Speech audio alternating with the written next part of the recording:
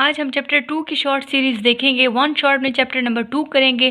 कौन से short question आते हैं, कौन से लॉन्ग क्वेश्चन आते हैं, तो चलिए स्टार्ट करते हैं आज का लेक्चर।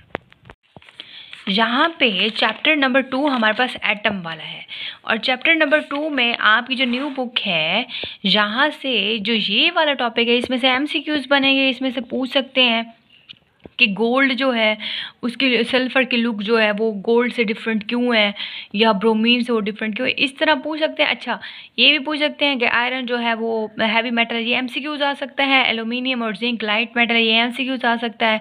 मेटल जो है वो उसके बाद जो है कार्बन की जो अपीयरेंस है वो डल होती है, ये एमसीक्यूज़ आ सकता है। और उसके बाद स्ट्रक्चर ऑफ एटम में से यहाँ से आपका जो है एमसीक्यूज़ पूछ सकते हैं।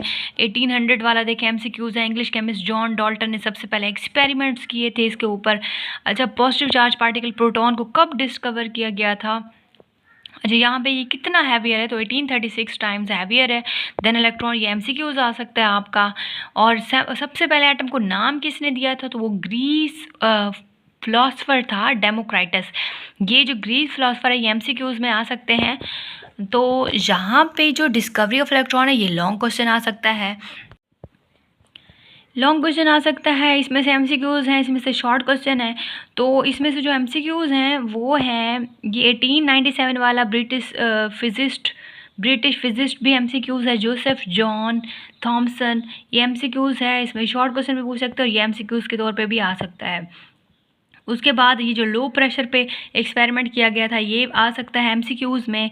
और मास टू चार्ज रेशियो किसने कहा था, ये किसने डिस्कवर किया था, तो ये जो थॉमसन ने किया था, ये आपका आ सकता है। तो ओवरऑल ये क्वेश्चन जो है वो लॉन्ग क्वेश्चन इसके ऊपर आ सकता है और इसमें से शॉर्ट क्वेश्चन भी 2-3 बन सकते हैं।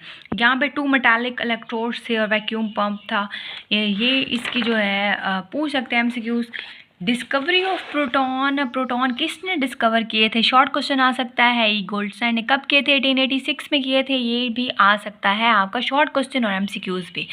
उसके बाद ये असल में जो आपका डिस्कवरी ऑफ प्रोटॉन है, डिस्कवरी ऑफ इलेक्ट्रॉन है, न्यूट्रॉन है, न्यूक्लियस है, ये असल में लॉन्ग क्वेश्चन आते हैं, पार्ट्स में आते हैं। 5 मार्क्स का होता है। डायग्राम आपको बनानी मस्ट होगी। ज़रा डायग्राम को गौर से देखें तो यहाँ पे आपका कैथोड परफोरेटेड है। डिस्कवरी ऑफ प्रोटॉन में जो कैथोड यूज़ किया गया था वो परफोरेटेड है, बट जो डिस्कवरी ऑफ इलेक्ट्रॉन में कैथोड है वो परफोरेटेड नहीं है। ये आपने बात याद रखनी है गौर से। उसके बाद ये जो है canal rays, anode rays, proton में 2 किस्म की बातें हैं, एक है एनोड रेस और कैनाल रेस। क्वेश्चन आ सकता है write the discovery of canal rays, write the discovery of anode rays. तो आप कहेंगे ये कौन सी रेस थी, हमने तो ये पढ़ी नहीं है। तो ये डिस्कवरी ऑफ प्रोटॉन के बारे में है।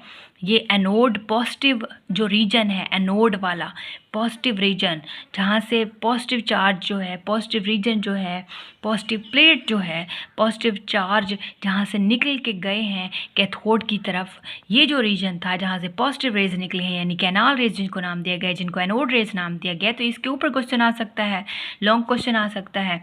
उसके बाद ये पूछ सकते हैं कि इसमें से कौन सी गैस थी जिसके वो कह रहे थे कि ये आइंस हैं, तो वो हाइड्रोजन आइंस थे, तो ये पूछ सकते हैं हाइड्रोजन आइंस। एमसीक्यूज आ सकता है। रदरफोर्ड ने परफॉर्म एक्सपेरिमेंट किया था, कब किया था, 1917 में किया था, ये क्वेश्चन आ सकता है। एमसीक्यूज आ सकता है, शॉर्ट क्वेश्चन आ सकता है। बट प्रोटॉन, न्यूट्रॉन, न्यूक्लियस और इलेक्ट्रॉन के ऊपर एक अलग लॉन्ग क्वेश्चन आता होता है, इसमें से किसी चीज़ के ऊपर भी। उसके बाद है डिस्कवरी ऑफ न्यूट्रॉन, कब डिस्कवर हुए, 1939 में। जेम्स चैडविक एक साइंटिस्ट था जिसने ये डिस्कवर किए थे। 1933 जो है ये एमसीक्यूज़ है, शॉर्ट क्वेश्चन है, आप आ सकते हैं। फंडामेंटल पार्टिकल्स कौन से होते हैं, शॉर्ट क्वेश्चन आ सकता है, तो वो इलेक्ट्रॉन, प्रोटॉन, न्यूट्रॉन होते हैं, ये क्वेश्चन आ सकता है। और यहाँ पे है कि हाइड्रोजन में न्यूट्रॉन नहीं है, ये क्वेश्चन आ सकता है कि न्यूट्रॉन क्यों नहीं है, या हाइड्रोजन में कौन सा पार्टिकल नहीं है तो वो न्यूट्रॉन नहीं है, तो इस किस्म का क्वेश्चन बन के आ सकता है। Discovery of nucleus Lord Rutherford ने 1911 में डिस्कवर किया था, स्टार्टिंग की थी। यहाँ पे इसको स्टार्ट करने से पहले आपको एक और बात बताऊँ, न्यूक्लियस इज़ लेस देन 100,000, ये जो है ना, ये जो 100,000 वाली बात हो रही है और 99.9% जो बात हो रही है, ये एमसीक्यूज आ सकता है, शॉर्ट क्वेश्चन आ सकता है।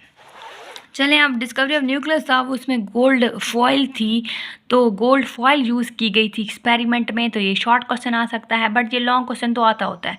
लेकिन न्यूक्लियस की डिस्कवरी में दो किस्म के पोर्शन है, एक एक्स्ट्रा न्यूक्लियर पोर्शन और एक न्यूक्लियर पोर्शन है। ये आ सकते हैं। What is extra nuclear portion? तो अब जाहिर है, नाम से जाहिर है कि जो न्यूक्लियस के अलावा है, तो उस चीज़ को एक्स्ट्रा न्यूक्लियर पोर्शन बोलते हैं, सराउंडिंग न्यूक्लियस बोलते हैं।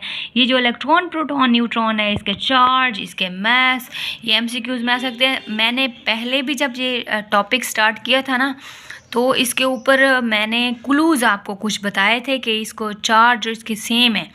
तो ये आप वहाँ से टॉपिक देख सकते हैं, प्लेलिस्ट में मौजूद है। Bohr atomic model long question है, और शॉर्ट क्वेश्चन इसमें से 1933 नील्स बोहर, ये शॉर्ट क्वेश्चन है। ऑर्बिट शेल्स क्या होते हैं, शॉर्ट क्वेश्चन है। ग्राउंड स्टेट ऑफ एटम कौन सा है, जब एनर्जी जो है वो न्यूक्लियस की एनर्जी जो है वो कम होती है, तब वो ग्राउंड स्टेट ऑफ एटम होती है। के शेल कौन सा होता है, सब शेल कौन से हैं, पी शेल कौन से हैं, अच्छा इनमें कितने कितने जो है फर्दर कितने सब शेल है, मैंने आपको बताए हुए हैं, आपको क्लूज़ के साथ मैंने बताए हुए हैं। तो ये आप प्लेलिस्ट में चेक कर सकते हैं इस जाके इस चैप्टर में। इंटरेस्टिंग इन्फॉर्मेशन में देखें तो ये ट्रांजिशन इलेक्ट्रॉन माइक्रोस्कोप यूज़ की जाती है एटम को देखने के लिए। तो ये एमसीक्यूज़ आ सकता है, शॉर्ट क्वेश्चन आ सकता है। उसके बाद यहाँ पे इलेक्ट्रॉनिक यानी कि इलेक्ट्रॉन क्लाउड, ये क्या इसकी प्रोबेबिलिटी है फाइंडिंग इलेक्ट्रॉन्स की, तो ये वाली बात भी शॉर्ट में आ सकती है। तो इंटरेस्टिंग इन्फॉर्मेशन में कौन सा सबसे ज़्यादा बड़ा है, 9 टाइम्स बिगर, ये कौन है हीलियम से, तो ये एमसीक्यूज़ आ सकता है। तो ये आंसर सीज़ियम है इसका। यहाँ पे हेडिंग्स के साथ आप करेंगे लॉन्ग क्वेश्चंस को, ऑलरेडी टॉपिक बताए हुए हैं, प्लेलिस्ट में जाके देख सकते हैं। के एलिमेंट शेल में कितने जो है वो इलेक्ट्रॉन्स हैं, कितने कितने इलेक्ट्रॉन्स है, ये शॉर्ट क्वेश्चन आ सकता है। एसपीडी एफ में कितने कितने आ सकते हैं, ये शॉर्ट क्वेश्चन में आ सकता है। एटॉमिक नंबर, मास नंबर के ऊपर लॉन्ग क्वेश्चन आ सकता है, लेकिन अलग से एटॉमिक नंबर की डेफिनेशन पूछ सकते हैं, मास नंबर की डेफिनेशन पूछ सकते हैं, और इनके फार्मूले पूछ सकते हैं। एटॉमिक नंबर की डेफिनेशन, इसको रिप्रेजेंट कैसे करते हैं, मैस नंबर की। और यहाँ पे मैस नंबर का क्वेश्चन अब इस तरह का आ सकता है कि व्हाट इज़ न्यूक्लियॉन नंबर, तो न्यूक्लियॉन नंबर भी वही मास नंबर ही है, नाम है इसका न्यूक्लियॉन। असल में न्यूक्लियस के अंदर जो पार्टिकल्स होते हैं, प्रोटॉन, न्यूट्रॉन, इस वजह से न्यूक्लियस की वजह से, न्यूक्लियस के पार्टिकल हैं, न्यूक्लियस में पार्टिकल्स होते हैं और उनको इकट्ठा कलेक्टिवली हम मास नंबर बोलते हैं। लेकिन अब न्यूक्लियॉन नंबर भी एक अलग से आपकी टर्म आ गई है, तो ये शॉर्ट क्वेश्चन आ सकता है। तो ये वाला क्वेश्चन भी शॉर्ट में आ सकता है कि एक सिंबल आपको सल्फर दिखाया गया है, तो उसके आप काउंट करें इसके अंदर कितने होंगे न्यूट्रॉन, आ सकता है पेपर में। आइसोटोप्स जो है वो क्या होते हैं, आ सकता है, ये शॉर्ट क्वेश्चन में आ सकता है। जो लास्ट टाइम जो एग्जांपल्स थी ना, जो एग्जांपल्स पेपर में आती होती हैं शॉर्ट क्वेश्चन में, वो यहाँ से उठाते हैं। Isotopes and their message, isotopes की डेफिनेशन आ सकती है, और मैसेज ये लॉन्ग क्वेश्चन है आइसोटोप्स वाला।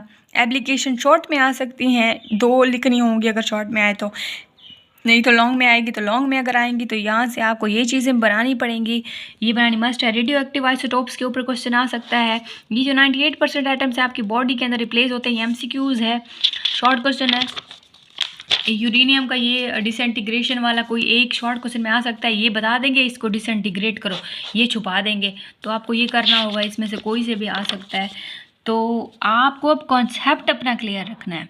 ये कौन सी मेटल है जो लिक्विड है एट रूम टेम्परेचर और एवोपरेट नहीं होती, तो वो क्वेश्चन आ सकता है। Radio carbon dating short question में आ सकता है।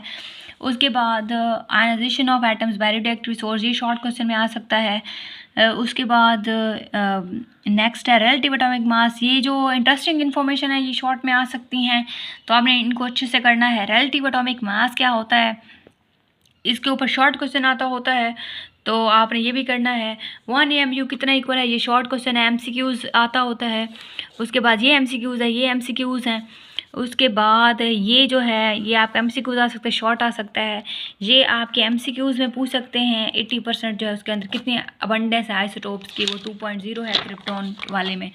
उसके बाद आपको ये शॉर्ट ये उसमें आ सकता है, न्यूमेरिकल में आ सकता है। वैसे केमिस्ट्री में न्यूमेरिकल आते नहीं हैं, जो भी कोई न्यू अपडेट होगी ना मैं ज़रूर बताऊंगी। तो आते नहीं हैं वैसे, लेकिन आपको ये शॉर्ट में ये न्यूमेरिकल आ सकते हैं। ठीक है, तो ये न्यूमेरिकल शॉर्ट के लिए याद कर लीजिएगा, कभी कभी आए पड़े होते हैं। उसके बाद आपको जो है इनको अच्छे से करना है।